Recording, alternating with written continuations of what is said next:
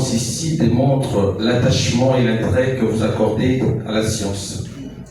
En effet, nous sommes tous là à l'occasion du vernissage de l'ouvrage intitulé « Banque, gouvernance et gestion prudentielle » du professeur Bob David Nzoïmbegele, qui est professeur d'université, docteur en administration des affaires, expert comptable et membre de l'Ordre national des experts comptables de la République démocratique du Congo, commissaire aux comptes des institutions financières agréées par la Banque centrale du Congo, mandataire en mines et carrières, expert certifié dans la lutte contre le blanchiment des capitaux, membre du comité consultatif de lutte contre le blanchiment des capitaux et financement du terrorisme, COLUB en abrégé, qui couvre un sujet d'actualité, à savoir banque, gouvernance et gestion prudentielle.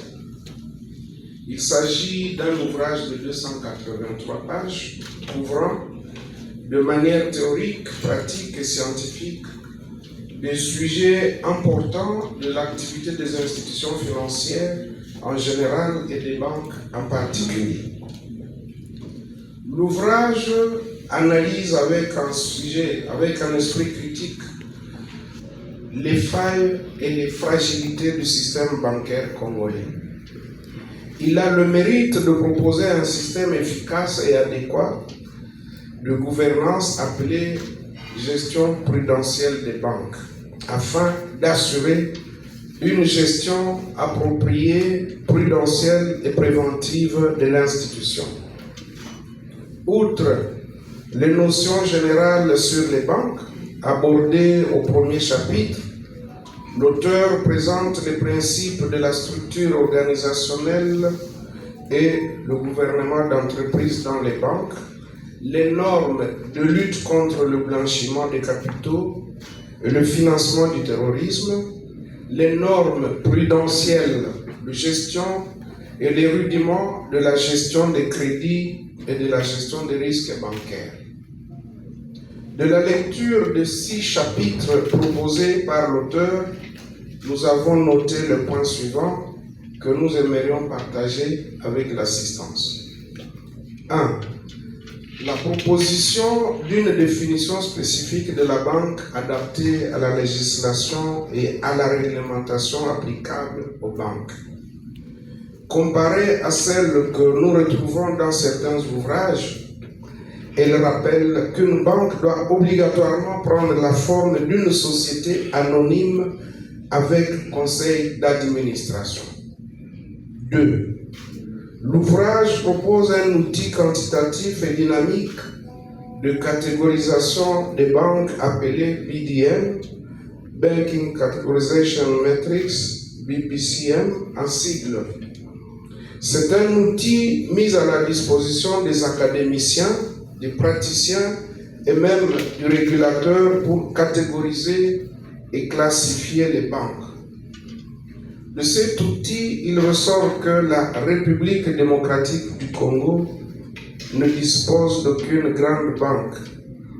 L'auteur pourra y revenir.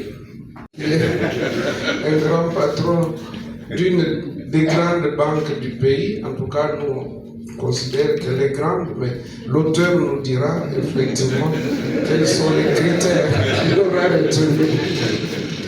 Ainsi donc, cette œuvre doit être lu et vu comme un ouvrage de référence en matière de gestion des banques. Je le recommande vivement à celles et à ceux qui s'intéressent au secteur bancaire, en particulier les dirigeants et administrateurs des banques, les autorités de contrôle, Banque centrale du Congo, DGI, DGRA, DCNRF et autres, les chercheurs dans le domaine financier, les avocats, les experts comptables, les commissaires aux comptes et les conseillers des banques. Aussi, ceux qui légifèrent et contrôlent l'exécutif, particulièrement le gouvernement, afin de prendre des actions concrètes. J'ai dit et je vous remercie.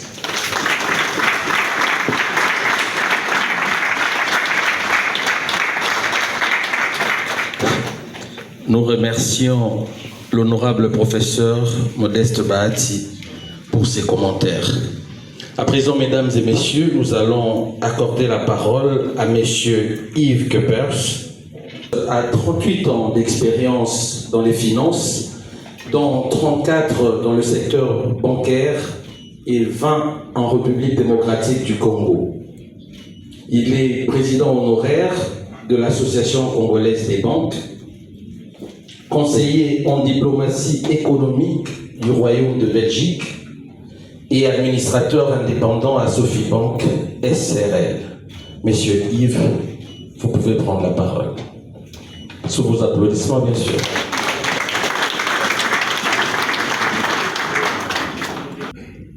Mon cher Bob, c'est en tant que blanc, je suis incapable de prononcer votre nom. Même si vous êtes le commissaire aux comptes de la Sofibank, je n'arrive pas à le faire.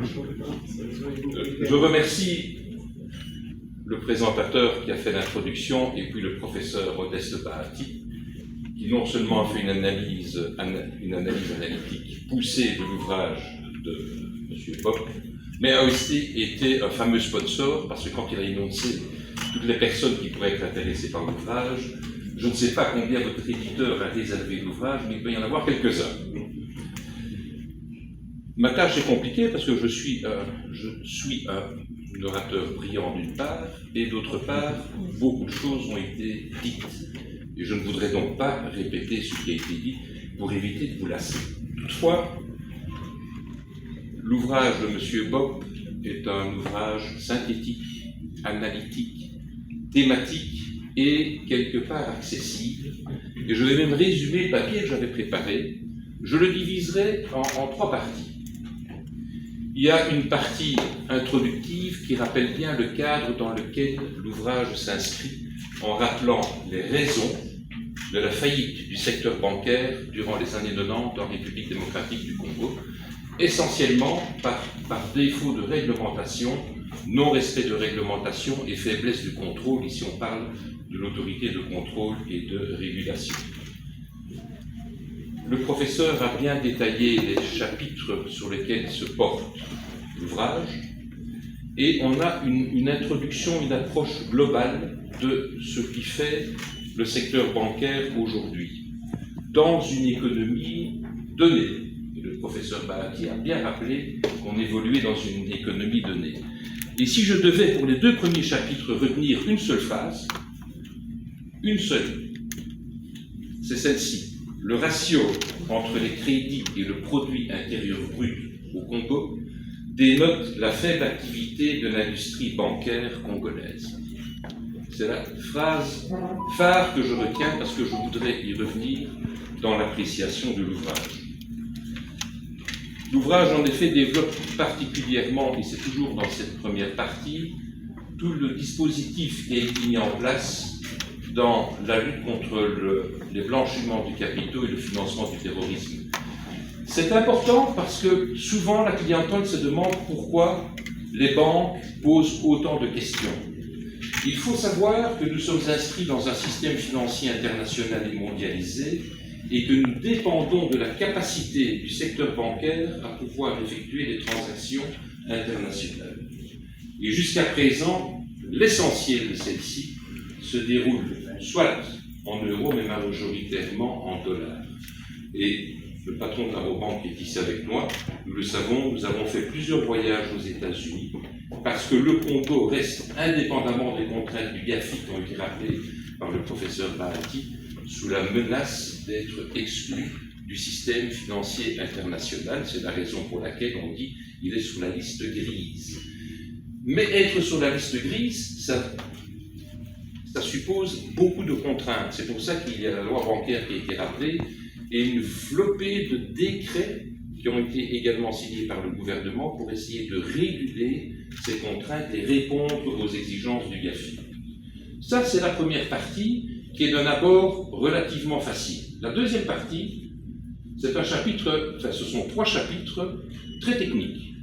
La gestion des normes prudentielles basée essentiellement sur l'instruction 14 de la Banque centrale du Congo, la gestion des crédits, l'instruction 16 et la gestion des risques, l'instruction 21. Là, je vais vous dire, il va falloir faire un effort important pour bien pouvoir suivre ce que l'auteur a voulu dire. Ça respecte des normes extrêmement strictes et ça aidera le lecteur à bien comprendre les contraintes auxquelles les banques commerciales sont soumises aujourd'hui.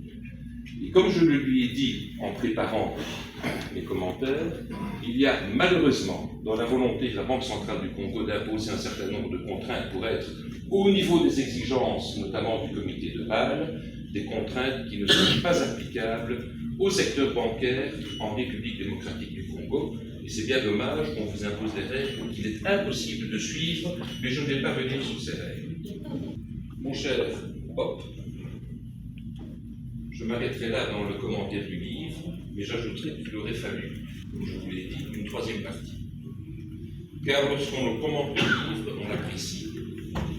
Je vous ai dit que c'était une excellente synthèse, elle était analytique, elle était synthétique, elle était thématique.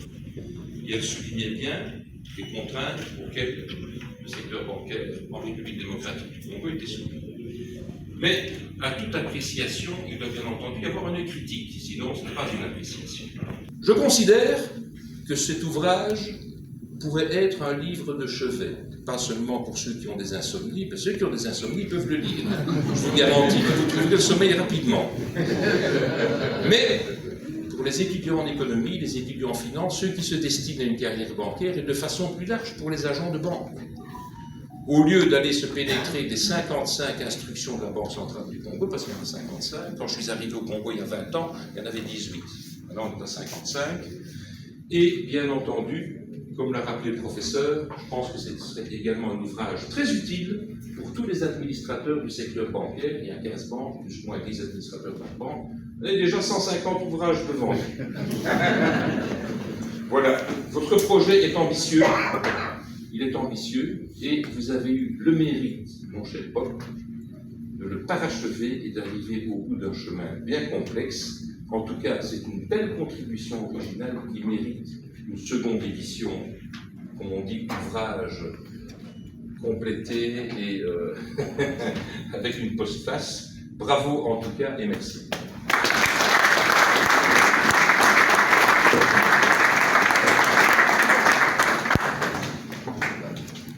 Voilà, nous remercions M. Keppers pour ses commentaires et ses critiques. Mesdames et messieurs, vous savez qu'en pareille circonstance, généralement lors d'un vernissage, l'auteur ne prend pas la parole.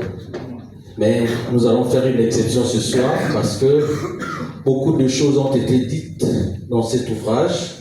Personnellement, j'ai eu l'occasion de le parcourir et j'ai retenu 3 questions qui continuent à tarauder mon esprit. Je voudrais qu'avec votre permission, que le professeur Bob réponde à ces 3 questions.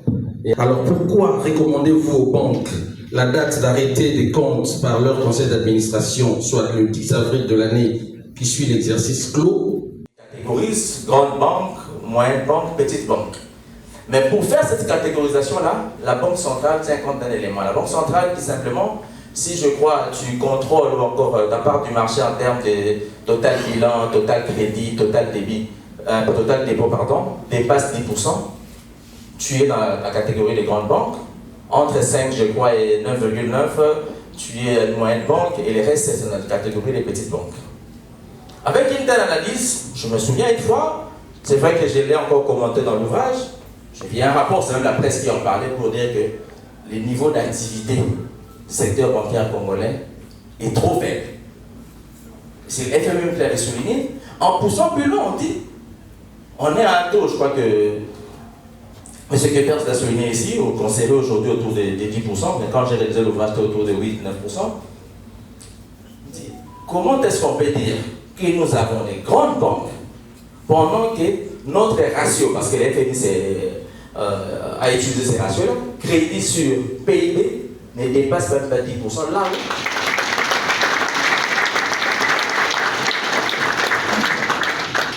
où ce sera fait par Monseigneur le professeur Dr Seplan Mpereboy. Il est théologien et économiste de formation, professeur d'université, professeur ordinaire. Il est le premier vice-président honoraire de l'Église du Christ au Congo. Il est pasteur permanent de la paroisse internationale protestante de Kinshasa. Il est aumônier protestant national près de l'enseignement supérieur et universitaire de la République démocratique du Congo. Et enfin, il faut que nous soulignions un détail de taille, qu'il est promoteur d'une vingtaine de thèses de doctorat à l'Université protestante du Congo, dont celle du professeur Bob David Nzoïmbengene. À présent, mesdames et messieurs, je demande respectueusement à Monseigneur le professeur Péréboy de pouvoir procéder au baptême de l'ouvrage. Auguste Assemblée, mesdames et messieurs, bonsoir. Bonsoir. Je crois bien que ça doit être le comité d'organisation qui a imprimé une citation à côté du programme de Steve Jobs. La voici. Les meilleures choses qui arrivent dans le monde, dans l'entreprise, ne sont pas le résultat du travail d'un seul homme. C'est le travail de toute une équipe. Fin de citation, Steve Jobs. Cette citation a attiré particulièrement mon attention. C'est pour vous dire que cette séance de vernissage de cet important ouvrage est à la fois scientifique, mais il faut ajouter l'aspect spirituel. C'est cela. Nous voulons ajouter à cet aspect scientifique, on a écouté des commentaires ici, et des très bons commentaires. Alors je disais justement au présentateur, à celui qui conduit la séance de ce soir, quand il a commencé à interroger le professeur Bob David Nzoïmbengene Luindula, je me suis dit, il ne connaît peut-être pas. Mais vous voyez comment il répond. Mais c'est parmi les thèses qui ont été soutenues avec la mention la plus grande distinction. Alors je me suis dit, quand il s'amusait à lui poser des questions, je sais pas, il ne le connaissait pas. Je voudrais vous inviter, s'il vous plaît, à bien vouloir vous lever. Nous procéderons au baptême de cet ouvrage. Ce sera toujours au nom du Dieu dont je suis serviteur. Prions le Seigneur. Nos cœurs te sont sincèrement reconnaissants, éternel notre Dieu, maître de temps et des circonstances, mais aussi et surtout maître de l'univers. De toi nous recevons toute grâce excellente. Merci de tout cœur d'avoir utilisé le professeur Bob David Nzoïmbengene Luindula juste pour cet ouvrage important. Merci aussi pour toutes les énergies, intellectuelles que physiques. Merci aussi pour le temps que tu lui as donné. Malgré ces multiples occupations, nous avons suivi. Mais Seigneur, tu lui as donné la force physique, mais aussi les énergies intellectuelles, le temps nécessaire pour que cet ouvrage puisse voir le jour. Nous t'exprimons toute notre gratitude. Maintenant que cet ouvrage, c'est la toute première édition, accorde-lui cette grâce pour qu'il y ait une deuxième édition, une troisième et beaucoup d'autres éditions. C'est toi le maître du souffle de vie et c'est toi qui accordes toute grâce. Et à toi nous demandons cette grâce particulière à celui que tu as utilisé comme instrument pour cet ouvrage et la première édition pour que d'autres éditions viennent toujours de ta part parce que c'est de toi que nous recevons la grâce. C'est dans le puissant nom du Christ, ton Fils, notre Seigneur et Sauveur, qui vit et règne avec toi éternellement dans la communion de l'Esprit Saint, que nous t'adressons cette action de grâce. Amen. Amen. Maintenant, nous pouvons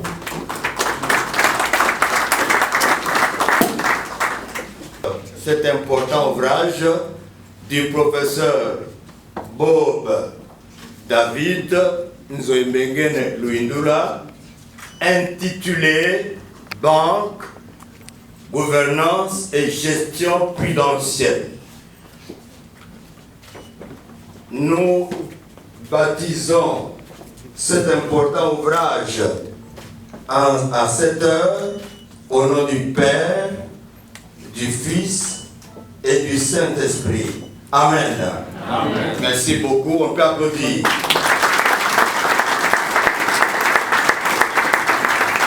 Voilà, vous pouvez vous asseoir. Merci. Je voulais simplement vous annoncer la bonne nouvelle que d'ici 2 semaines, va sortir notre livre, Banque congolaise de l'indépendance, du professeur David sur ma direction.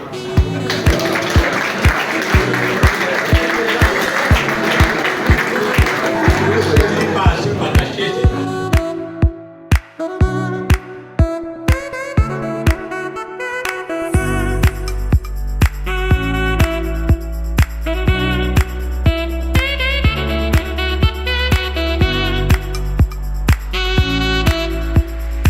Effectivement, c'est un sentiment de joie. Pourquoi? Parce que en tant que scientifique, nous devons en fait avoir un regard critique sur tout ce que nous observons autour de nous. Donc c'est de là qu'est parti cet ouvrage et je pense qu'aujourd'hui j'ai accompli en fait une grande mission en tant qu'expert et en tant que chercheur en mettant en fait à la disposition du public, je crois comme l'ont dit les commentateurs, non seulement les banquiers, les chercheurs, même l'autorité de régulation, voir ce qui légifère en fait, un ouvrage qui ressort en fait les faiblesses de notre système, qui ressort en fait toutes les instructions qui sont d'application en RDC et surtout, comme je l'ai souligné lors de mon petit entretien avec les modérateurs de la cérémonie, cet ouvrage en fait, nous a permis aujourd'hui d'avoir un outil de catégorisation et de classification des banques et un outil scientifique en fait. Voilà, donc je ne suis pas fier de le dire, mais comme on dit, un scientifique doit dire la vérité. Donc, moi, je suis parti d'une observation, comme je l'ai dit pendant la cérémonie, je suis parti d'une observation pour dire qu'on ne pouvait pas se permettre de dire qu'on a des grandes banques pendant que notre ratio crédit sur le PIB est de loin inférieur à la moyenne mondiale et même de loin inférieur à celui en fait de l'Afrique subsaharienne. Donc partant de ces constats-là, je me suis dit qu'il fallait mettre un outil scientifique, quantitatif, assez soutenu, donc du point de vue scientifique, pour en fait classifier et catégoriser les banques. Donc, partant de cet outil-là avec 3 facteurs détenus, dont notamment les ratios crédit-PIB, la capacité à financer les industries et le total bilan. Donc partant de ces constats-là, on s'est rendu compte qu'il n'y a aucune banque de la RDC qui dépasse la note de 0,75. Donc la toute première banque a à peine 0,52, ce qui correspond en fait à une banque moyenne. Et il y a une petite banque qui a environ 0,47 et les autres banques sont plutôt des très petites banques parce que leur notation est inférieure à 25%. Je crois qu'aujourd'hui, quand on parle de la banque, comme tout le monde le sait, le secteur bancaire ou les banques ont un rôle capital à jouer au sein d'une économie, au sein d'une nation. Alors, pour que ces banques-là jouent pleinement leur rôle, il faut mettre en place une bonne gouvernance. Il faut mettre en place une bonne gestion, ce qu'on appelle la gestion prudentielle. Ce n'est pas simplement la gestion classique, mais c'est une gestion beaucoup plus prudente parce que une banque, en fait, qui gaspille ses ressources, gaspille les ressources du public parce que les dépôts que les banques utilisent, ce sont les dépôts du public que les banques utilisent pour prêter en fait à ceux qui ont besoin de financement.